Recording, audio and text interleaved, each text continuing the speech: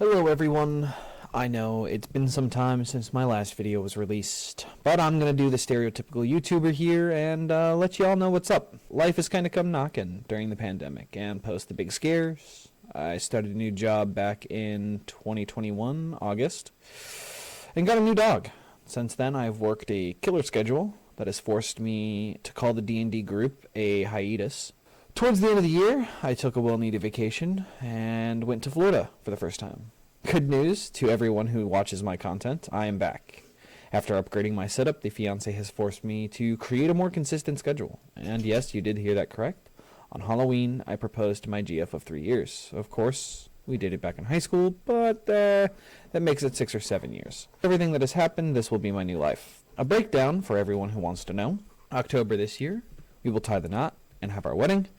We are still working out the details, and as it progresses, we will hopefully have more news for all of you who want to know. My goal before the end of the year will be to write more often, whether it is on my manuscript or whether it is for my YouTube channel. Yes, you heard that right. Me and the fiancé have personal health goals before our wedding and want to try to stick to it this time. I want to stream more often for the masses, and we'll be taking gaming suggestions from y'all as to what we should play. I am attempting to release a YouTube video with proper editing and all every other week for the year of 2022. And finally, my last goal for the year will be to have a working draft of my manuscript. It is my dream to become an author, and I want to push forward to make it a reality. With all this cringy stuff almost over the last year, my YouTube videos have ceased due to life. However, it has not stopped individuals from seeking out my content and watching it. Recently, I hit 5K views, which in reality is kind of crazy. However, this would not be possible without you guys.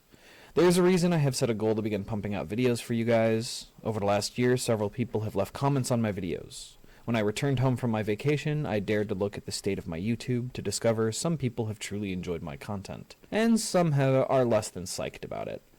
So I want to say thanks to the few of you who have inspired me to push more content about the things I love.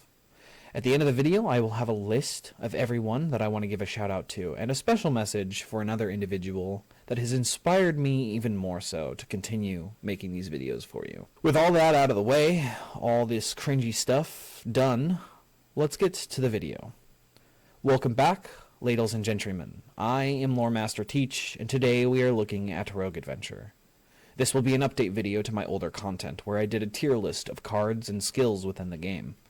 Today we are going to be looking at all the cards in the game that you can use to build the ultimate deck, and ultimately defeat the final boss as we clear the game.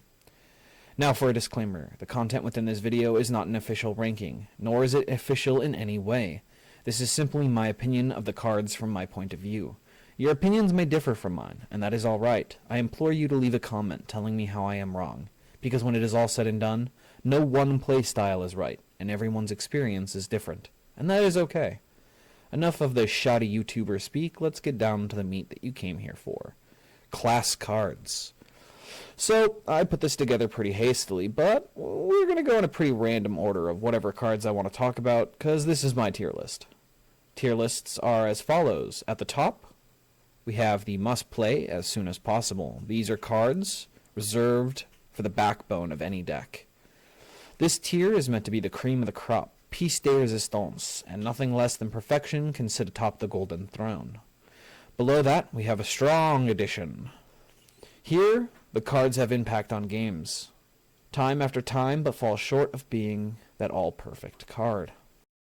The average tier is your average card. You're not going to play it over anything in the strong edition or the must-play, but it is something that you'll play pretty regularly. Next, we're going to have the below average tier. This tier is less than optimal. You pick up these cards in order to fill out and round out the rest of your deck, and you're going to pass them up most of the time when you're playing your deck. You're going to have better cards, obviously, and they're not necessarily the best. And then we have the avoid at all costs row. This avoid at all costs means you should not play this card. You should even go so far as to remove this card completely from your deck if you have the opportunity, especially if it's a class card. So, we're going to start this off. Starting us off is the Abominum card from the Necromancer. When you upgrade your class to the Master of Flesh, this card has everything that we want while playing Necromancer. Removing cards from exile, which triggers its class ability, but also has additional effects. On Banish, apply 1 week has been upgraded to 3 week, and gets one of the best dots in the game, Poison. It applies 3 poison to all enemies, starting it off in the must-play tier. Next, we're going to have the activation gear. It's good, but how good? Well, it's free for starters. When you play this card, you get an engineer robot. 1 mana, and of course it gets removed from the game. But it's free.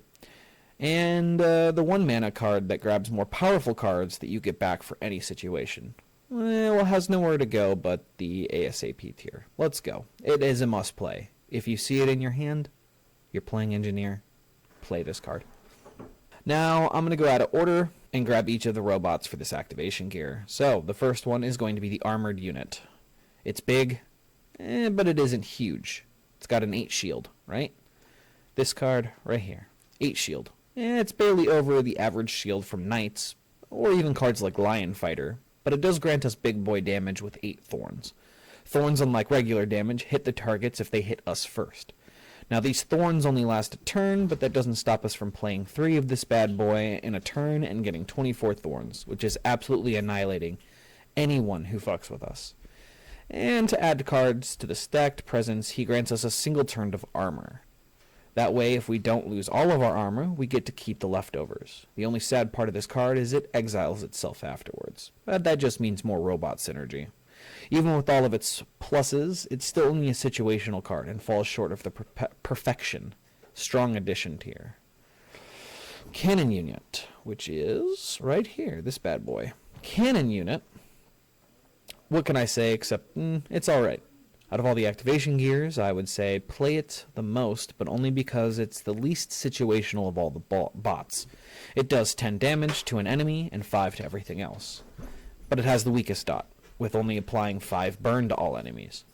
I would say if it didn't say to all enemies in the burn text, then this card would be below average, but because of that, it is the average tier. Alright, so, do you need weak? Like right now, look no further than activation gear, laser unit. And this is probably one of the best activation cards. It deals 6 damage to all enemies, and applies 3 weak to all enemies. Nothing more, nothing less. It gives you mass weakness and multiple turns of it, so you don't have to spam these guys. Strong edition. I'm fucking cracked out of my goddamn mind is what I am. You want to stop and think of a good card? Was it rifle unit? Good, because that's our next bot, and it is fantastic. So, deals 2 damage to a random enemy 5 times. Now you might say, Lore Master Teach, you're insane if you think 10 damage alone is enough to say this card is good. And you would be right, except strength is a thing in the game. And it makes cards like this shine. With just 2 strength, you take a measly 10 damage to 20 damage. And that is pretty good when you think about it, stacking this buff when you play this card. Simple, sweet, and can be a game saver in times of crisis. Strong edition in the right deck, however, it falls short of, you aren't playing fairies. Yeah, I know, hype a card up only to toss it in the average tier. Well, it's because if you know situational cards can fall short if they don't account for everything. Hey, maybe that's why activation gear is so high on the list. You don't say. Robo Butler, oh man, why do you have to be part of the activation gear? Can't you just be alone, your own card? So, Robo Butler, healing, status removal. Well, there you have it, folks. Average abilities from a good card tossed into Robo Synergistic card. Yeah, and we can play it anytime we need with an activation gear. That's a very strong card right there. It is one of the best cards that the activation gear can get for the Robo Synergy. And one final note for activation gear. It allows you to grab 5 situational robots, all of at least average or better tier for nearly every scenario in the game. This would make lesser cards pale in comparison, if every class had access to them, so without a doubt activation gear deserves top spot. Now on to the Druid transformation cards. We've got Swipe, we've got Barkskin, we've got Bite, and we got Path of the Beasts. So, we're going to start with Swipe. It's okay. It deals 8 damage to 1 and 5 to all others. Its base damage is okay. It's there with the rest of the beginner class cards. And we only get this when we transform. It is honestly one of the weakest parts of the transformation. It doesn't burn your mana, luckily, but it's also not too good. Strength gives it a good buff, but I would play Bite for the heal before I'd ever play this. So below average. Then we turn on to Bite. Come on, Druid, I love ya, but you're doing me dirty here. Below average damage, it's only saved by the heal. It's going into the average tier. It heals. Healing is good. Healing is very good. Path of the Beasts. Okay, thank you, Druid. You have my attention. Armored 1, Shield 5. It's good. Now let me do it as the only other card I play. Oh wait, it consumes all mana for no reason. Why does Druid do this? Because fuck you. That's why. This is ultimately worse than the Robo Butler, which you get Robo Synergy with. And it kind of sucks, to be honest. It's a card you're only ever going to play at the very end of the turn. The Armored is okay. The Shield is subpar. It's going in below average. And then last but not least is going to be the Barkskin. I hope that's what it's called. I can't remember what this one's called. I didn't write it. It's the other Druid ability. It is going to go ahead and strip your enemies of their weakness, or their shield, and it's going to apply weak. It's a shout. It's something. It's something. Below average. Druid transformation skills, they all suck. They suck a lot. Alright. Banshee. Lesser Abominum. It's good. It still removes cards from exile, triggering your ability, and applies 1 weak to all enemies. This is the most average card I've ever seen, though. It does average service. Just 1 week? Okay. Trigger our class abilities? Okay. Average tier Banshee. We're going to get into the first of the Paladin's class cards. This is Bjorg. Bjorg, my guy, you're overshadowed by your compatriots. But that's okay. Dealing 10% of your max HP would suck if you weren't Paladin or Barbarian. Thankfully, the light is with us, and we can deal more damage with this the longer the fight goes on. And if he kills a target, he dazes all enemies. It does exile Bjorg as well, but hey, he did his job. With that, he's going to fall into the below average tier. Yes, he does daze, but it's so situational. He has to kill the target in order to daze somebody. Then he exiles himself. But he does do 10% of the day. Your HP is damage. I wouldn't play him over any of the other Paladin class cards. Black Widow. Rip MCU Scarlett Johansson. Man, dude, that fucking Black Widow movie had just dropped when I had wrote this script. Yeah, sorry, Scarlett Johansson, but you got completely fucked by Disney there, and I am so sorry. However, you are represented in this killer card. It applies assassin marks. It generates 2 assassin marks when used on the target, and then it creates a shield equal to the amount of assassin marks on the target. It's 3 per mark, so a maximum of 9 shield. However, this card gets 1,000,000 times better when you pair it with resistance. Each point of resistance turns that 3 into 3 more. So instead of 9, you'll get 12 with just 1 resistance. 2 resistance and you're up to 15, and it only gets more ridiculous from there. She is one of the strongest cards in the game and has great synergy with the assassin class. Must play. Black Wizard. God, you're so disappointing. Wizard class cards suffer. And you know how hard it is to force a weakness deck, let alone utilize on it, dealing max damage with this card? And strength doesn't assist this at all. It doesn't do anything. It just leaves a card that completely depends on debuffing with weakness, and that's it. Don't ever play this card. Don't take the class skill. It's not worth your time. It's so hard to go into a debuff weakness deck in Wizard alone. And maybe if you were a Necromancer, you could get away with it, but not as a Wizard. Next are going to be the Rune Fragments. This is from the new class, Rune Master, and there are 4 of them. So, I'm going to group them all together. They're essentially the same. When upgraded, are pretty good. You get 1 mana for playing the card, which means they're pretty much free. Which is pretty average for a card like this. But guess what? You aren't affected by silence, which means these cards can still be played to their full effect. It's a lifesaver. Free mana, can't be silenced. They're magic cards. Fantastic. Going into the strong edition tier, for sure. it makes Rune Master enjoyable to play. Buccaneer. Can't really speak on behalf properly because whenever I play Pirate, I toss out the Captain. I do. I think Chest is a million times better than the Captain is, and you depend way too much on having Captain in the deck, right? You're going to do damage, you're going to target, you're going to apply the targeted effect for the class, but without the Captain in the deck to actually deal damage, you're useless. Below average. Captain of the Pirates, please toss this card as soon as possible. Like, don't get rid of your deck, obviously, because you need it in order to create Captain's Treasure. But whenever you find it, it is a must play. Play Captain immediately. Just play it. It creates Treasure Chest. The best card in the deck. Captain's Treasure. You have tossed the Captain? Good. Now we can play the real card. Hidden within its 20% chance per cannon, hides 7 cards that allow you to shift the game in your favor, from dealing large damage and gaining cannon charges to healing and dazing enemies. It is the single most powerful jack-of-all-trades cards of all the class cards, and it is the MVP of the Pirate. Next is Daughter of the Forest. Apply 1 week, gain 3 shield, gain 2 thorns until end of turn, and you get 2 charges towards your class transformation. You're an average card for Druid, and because of that, you know where our sun lands. Son of the Forest. You deal 3 damage, less than stellar. 2 shield, less than stellar. 1 thorns. Okay, now gaining and not losing thorns is good, but it's not good enough for only a single transformation point.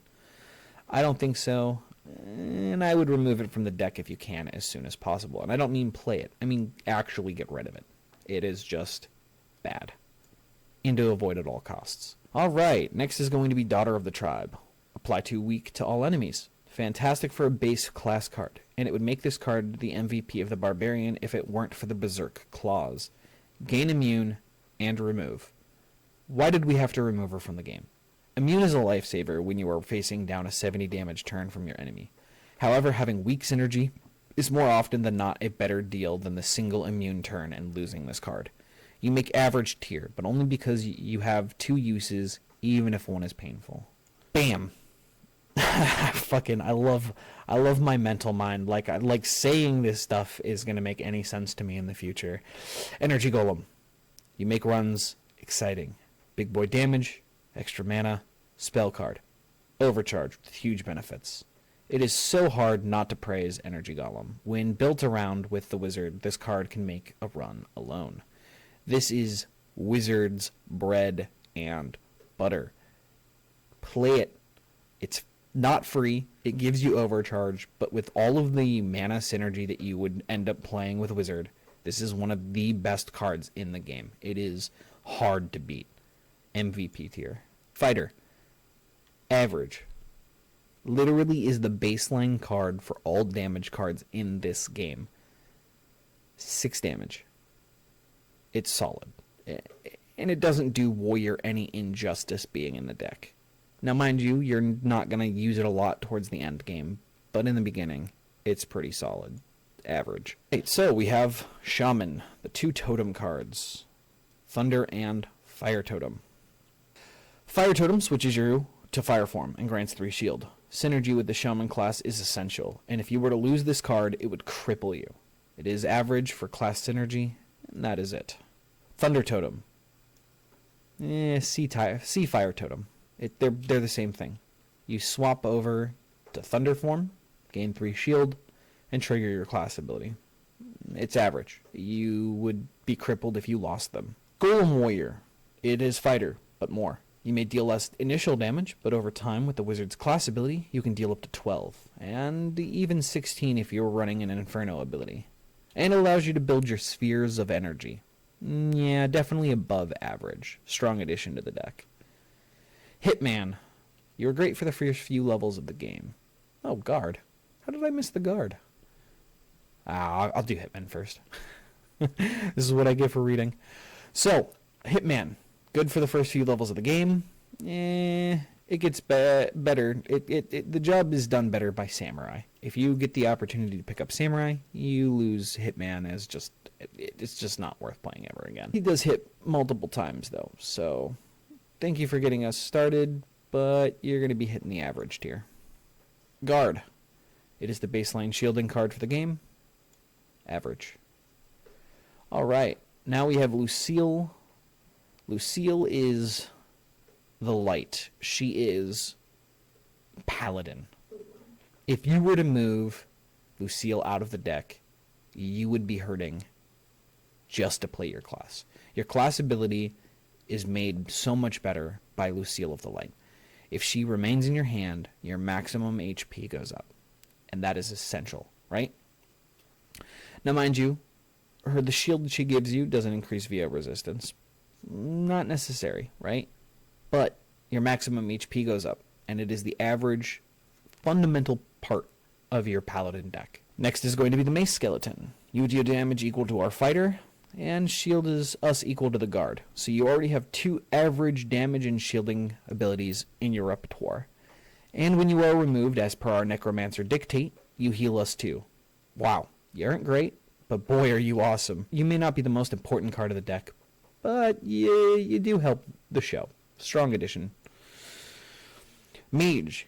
You are our average single target weakener. For 3 weak, we deal 3 damage. Please stay the same and never change.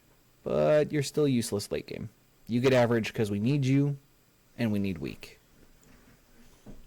We're going to have to hit one of the most controversial things I think I have ever experienced in this game. My opinion has shifted drastically as I've played more and more of this game. But the engineer base cards are phenomenal. They've buffed them, they've made them useful, and I think they've over-buffed them. Mechanic deals 5 damage and retrieves exiled bots for you.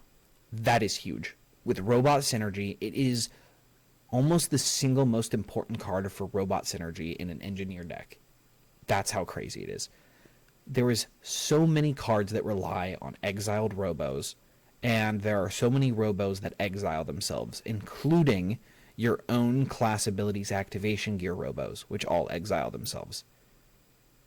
Yeah, that doesn't get much better than that. However, there is one downside. She can't fetch everything from exile. Just robots. But she's still going into the must play. Like, if you don't play her to fetch your robots, you're kind of hurting yourself. Mud Golem. Subpart damage, less weak than mage, less shield than guard. If you weren't a magic card, you would be useless. However, you still have your uses as a sphere builder. I guess you scrape by at below average, but just barely. If pirates had a mascot, it would be the Pirate Gunner. Now, she may not hit a single target, and thus not build any charges that way, nor does she cause an enemy to be targeted, but what the Pirate Gunner lacks in piratey goodness, while the captain is around, she more than makes up for it when the treasure is left alone. 3 damage to all enemies, X times, where X is the cannons you have, and you build 2 extra charges while you have the treasure. So long as you have a way to target an enemy, this card does everything you need it to, and more. Now mind you, X value can be no more than 5 cannons, and that means 15 damage max without strength. But you have to remember that the synergy with the chest more than makes up for that, and because of that, Pirate Gunner makes it into the above strong edition tier. Alright, next are going to be the robotic parts from the Engineer's Inferno 10 ability. Once you activate your gears, you can add a robotic part to your exile, where you then need 5 parts to create the ultimate robot. These parts are being omitted from this list simply because I've never played them. I've never seen them in action, and I don't know how good it is. It sits on the sidelines until you have the piece of the super robot that you need. It deals 50 damage to all enemies, heals you 5, gives you 5 mana, which is more than you start with, and you do not get overcharged for this. There is nowhere I could put this but the top of the list. As I said, I've never played it, so who knows? It might not be that good. Next is going to be Rune Elite. Deals 4 damage and adds a rune if it triggers the rune effect. Below average damage and adds a rune like any other Rune Master card. Below average.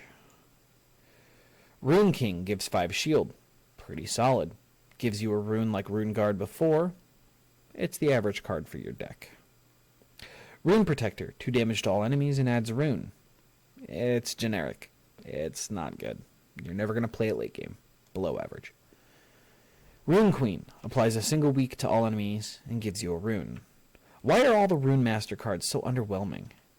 They interact with the class ability, but nothing more. It's subpar, and it lacks creativity. Below average. Ship's Boy. Oh, well, I should probably do Scientist first. Scientist. Gives you Force Shield, which are early helps, while also retrieving a robot from the discard pile. Another way early game to retrieve the activation gears you get from activating your class. Average interaction with your class ability means average tier. Ship's Boy gives you Force Shield and only generates a cannon charge if you have the captain of the ship in the deck. And with getting rid of the captain every game, you want to get rid of this card as soon as possible. Avoid at all costs, go so far as to remove it from your deck. Skeleton Piranha. This ability is super good. It is the second Necromancer's base ability that scales with the amount in your exile pile, rather than how many cards you have exiled. And guess what? If you were playing this Piranha, then it gets added for free to the exile pile after every skeleton tossed that way. Huzzah! Big damage. And for free, the synergies with your whole identity. I put you good dead fish in the god tier of cards. Top tier. Piranha. Too good. Best class ability. Take it every time. Snail Companion. Now we get down to the companions. So, 2 shield, 3 times, that scales with resistance. It's as good as Widow, if not better. Yes, you are the shielder of shielders. MVP status. Ranger, my ranger, who is the best at poisoning one's foes. You are the best at it for show. Man, dude, I need to stop writing before I actually go into shit. This snake friend of yours is able to dominate the battlefield by using one of the strongest dots in the game multiple times. If only there were a buff that could allow one to gain additional dots every time you do. Oh wait, there it is, and it's pretty common. So Snake Buddy, you make MVP for the Ranger. Sunjo, the Holy.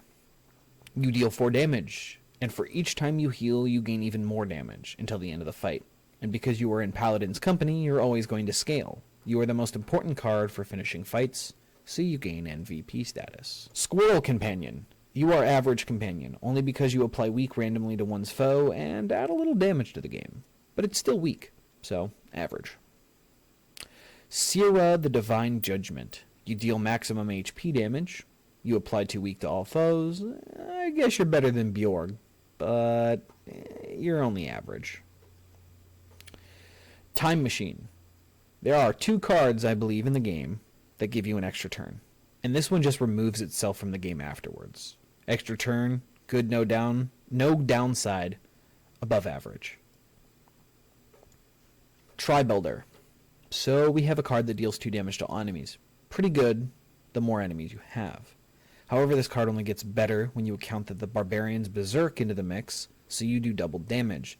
And this card treats strength as 3 times as much, meaning 1 strength goes 6 times as far.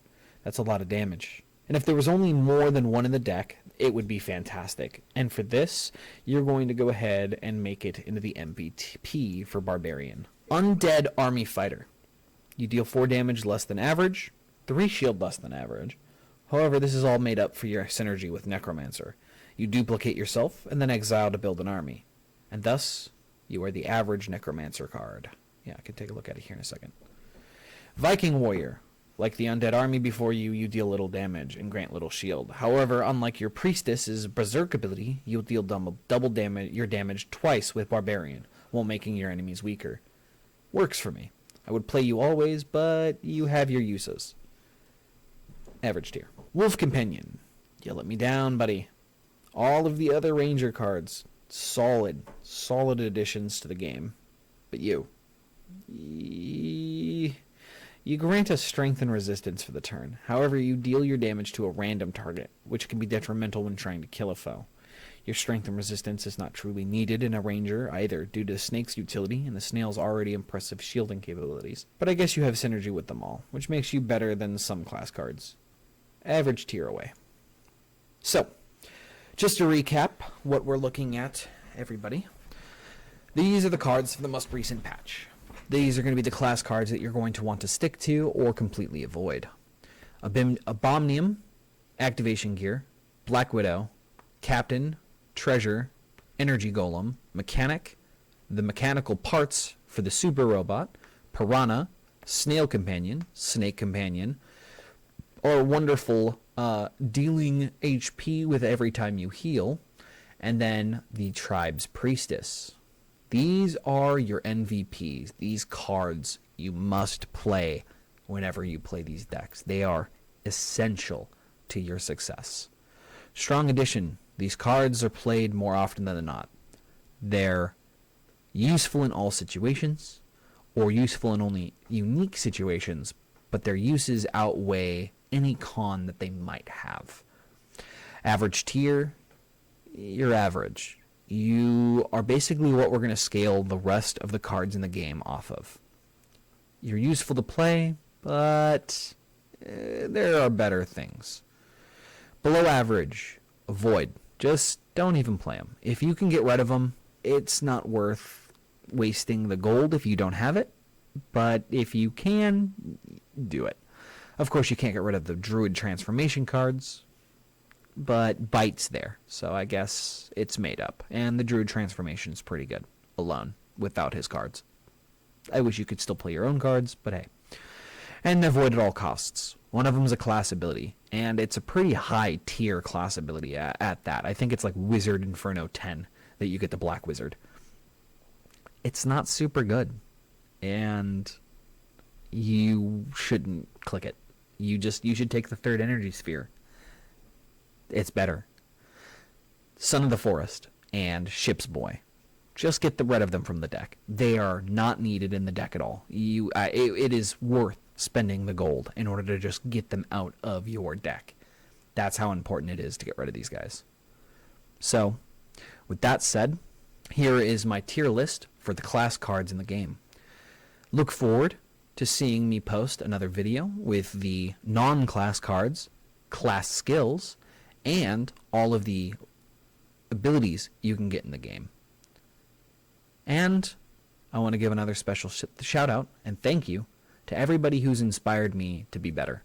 I'm going to be trying to improve the content that you guys see here on the channel. And if you liked where this went, if you guys actually watched all the way through it, thank you so much. If you skipped through it, hopefully you found what you were looking for. I'll try to create timestamps for the really important moments, but probably not with these videos. Going on in the future, I'm going to be starting my playthrough from all of the normal classes in the game when all of these tier lists are done. Hopefully, the tier lists are done pretty quickly. Alright, sorry to interrupt, but here is my special shout out. I want to thank Eleanor's Fate, Joshua Petrie, I hope I'm pronouncing that correctly, Maxu, ! Sage Easy L, Tassos Zahorabian, AAA, and a Russian name I'm not even going to try to pronounce because I'll fuck it up, and Bakuga Katsuki. It means a lot for you guys to have come around and commented on my videos and continued to watch my content even though I really haven't been uploading consistently. It means a lot, and it's inspired me to push forward and make some changes to the channel, make some changes to the content that I'm uploading, and to be a little more consistent with it. So, again, you guys are awesome. Thank you so much for commenting my videos. Thank you so much for giving me the inspiration to move forward with this, and I look forward to hopefully seeing you guys around. Hopefully you're still watching my videos. If not, I'm sorry for not uploading constantly. But for everybody else that sticks around, feel free to come over to the Twitch channel over at the Lore Masters Library. Yeah, come over and chat with me over at the Lore Masters Library on Twitch. You can also find me at TikTok at the Lore Master Teach. Thank you so much for watching this video, and back to YouTube. With that said, thank you so much to everybody who has made this possible, who has inspired me to make these videos for you guys. It means a lot that I have some of you that are so interested in watching this, and all of you guys who continue to come around even when I'm not constantly uploading to make this channel grow. Now, lastly, I have a special shout out for one of you. Joshua Petrie, A special shout out goes to you, Joshua. Nothing inspires me more than spite. Your comment has pushed me to continue making videos, and I genuinely appreciate your comment, keeping me true out here and holding me accountable. But with that said, I'm very happy. I'm super psyched that people have enjoyed my subpar content. And until next time, we're going to file this away into the library. Have a wonderful day. Bye.